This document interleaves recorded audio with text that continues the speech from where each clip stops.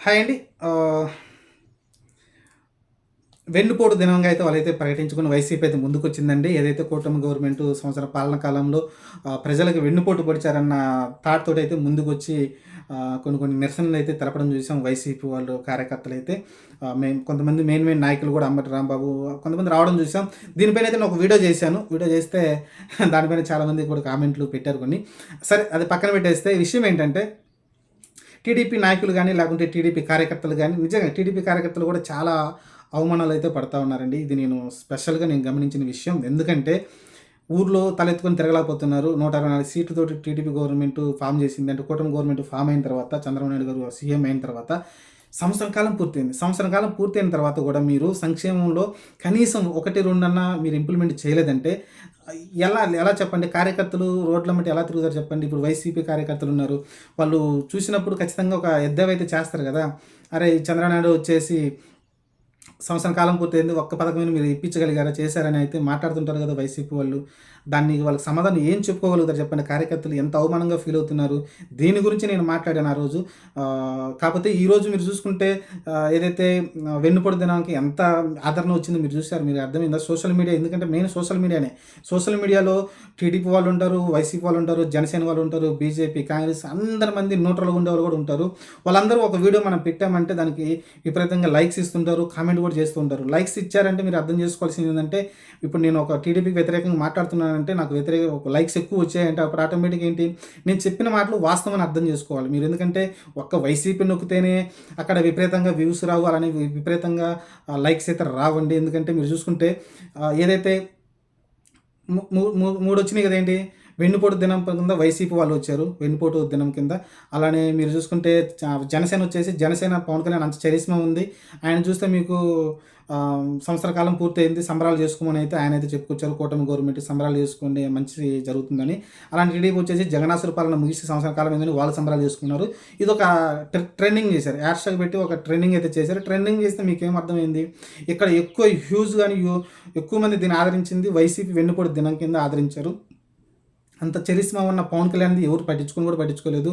టీడీపీది ఎంతో కొంత అనిపించింది. కానీ టీడీపీకి, వైసీపీకి చాలా గ్యాప్ అయితే కనిపిస్తుంది సోషల్ మీడియాలో ఆదరణ అయితే. దాన్ని నేను చూపించాను. ఎందుకంటే ఇప్పుడు అంతా సోషల్ మీడియా యుగమే నడుస్తుంది. ఎవరు దేన్ని ఇష్టపడుతున్నారు, దేన్ని చూస్తున్నారని అయితే మీరు అర్థం చేసుకోవచ్చు, చూడొచ్చు. ఎవరు దేన్ని లైక్ చేస్తున్నారు, డిస్‌లైక్ చేస్తున్నారు కూడా చూడొచ్చు. మీరు చూస్తే టీడీపీ గవర్నమెంట్‌కి సంబంధించి డిస్‌లైక్‌లు చాలా ఎక్కువ వస్తున్నాయి. ఎందుకంటే ఒక్క సంక్షేమం కూడా అలా ఇంప్లిమెంట్ చేయలేదు కాబట్టి చంద్రబాబు నాయుడు గారు అన్ని అబద్ధాలు చెప్పారని అయితే మళ్ళీ నమ్మేది పోదని వాళ్ళైతే స్పష్టంగా చెప్తున్నారు ప్రజలైతే, సామాన్య ప్రజలు.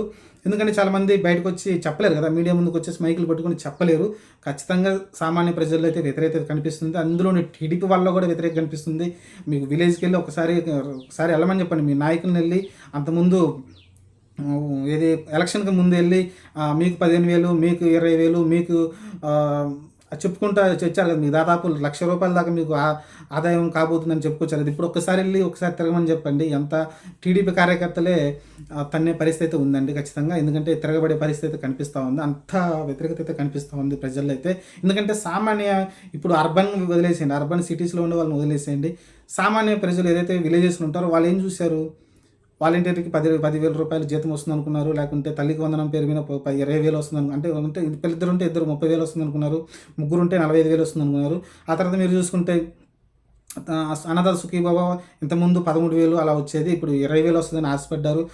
అలానే మీరు చూసుకుంటే ఆడవాళ్ళకి నెల 15,000 వాళ్ళ అకౌంట్‌లో పింఛన్ పడ్డట్టు పడిపోతుంది అనుకున్నారు.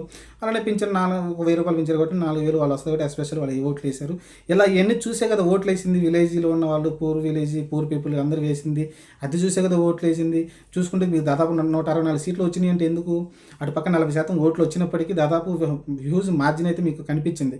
అంత మార్జిన్ కనిపించిందంటే కారణం ఏంటి? ఈ సూపర్ సిక్స్‌ను వాళ్ళు నమ్మారు కాబట్టే, చంద్రబాబు నాయుడు ఇస్తారని ఈసారి ఒకసారి నమ్మమని చెప్పారు కాబట్టే, జగన్మోహన్ రెడ్డి కన్నా ఎక్కువ పథకాలు అంటే ఎక్కువ డబ్బులు ఇస్తున్నారు కాబట్టే నమ్మి ఓట్లేశారు. ఈరోజు చూసుకుంటే అది నమ్మకం వమ్మైపోయింది కదా. ఆ నమ్మకాన్ని నిలబెట్టుకోలేకపోయింది. కూటమి గవర్నమెంట్ కదా! అందుకని చాలా వ్యతిరేకత అయితే కనిపించింది. సోషల్ మీడియాలో యాక్చువల్‌గా చాలా స్ట్రాంగ్‌గా ఉంటుంది టీడీపీ. కానీ దానికి మించి వాళ్ళు ఎంత ట్రై చేసినా సరే, ఎంత పుష్ చేసినా సరే వాళ్ళకైతే ఆదరణ అయితే కనిపించలేదు టీడీపీ వాళ్ళకైతే. వైసీపీ ఇంతకుముందు సోషల్ మీడియా అంత యాక్టివ్‌గా ఉండేది కాదు. ఈసారి అయితే వైసీపీ వాళ్ళు కొంచెం యాక్టివ్‌గా ఉన్నట్టున్నారు. కానీ చూసుకుంటే మీకు వ్యూస్ గానీ, లేకుంటే లైక్స్ పరంగా గానీ విపరీతంగా అయితే వాళ్ళకి ఆదరణ లభించింది వెన్నుపోటు దినంకైతే. దీన్ని బట్టి నేనైతే కంపేర్ చేశాను సోషల్ మీడియాకి సంబంధించి. మీరు ఇది నిజం అనుకుంటే నిజమని నమ్మండి, అబద్ధం ఉంటే అబద్ధమని నమ్మండి. మీరు మీరు చెప్పుకుంటారు కదా! ఎందుకంటే సామాన్య ప్రజలు చెప్పిందే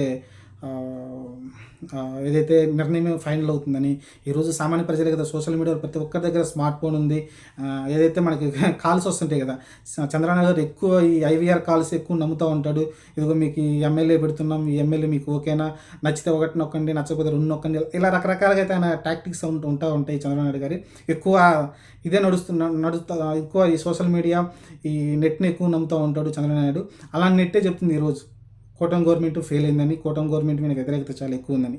ఇది మీరు నమ్మకపోతే మీరే నష్టపోతారు. ఇది నా సజెషన్ అనుకోండి, లేకుంటే నా సలహా అనుకోండి, లేదా నాకు నచ్చింది నేను చెప్పాను అంతే.